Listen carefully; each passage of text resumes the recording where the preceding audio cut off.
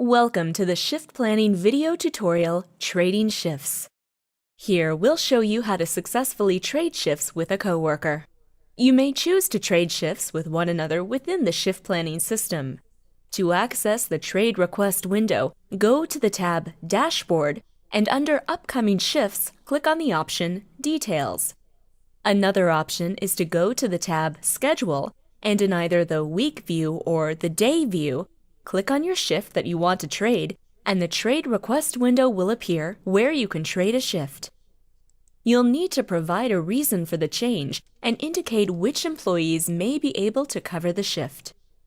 Once the request is sent, Shift Planning notifies management as well as the employees selected to potentially cover the shift. The status of the shift trade can be found by going to Requests, then Shift Trades.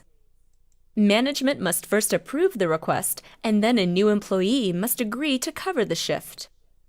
Once this occurs and management has approved the shift trade, you and the employees involved in the trade will receive a confirmation email letting them know that the request was approved.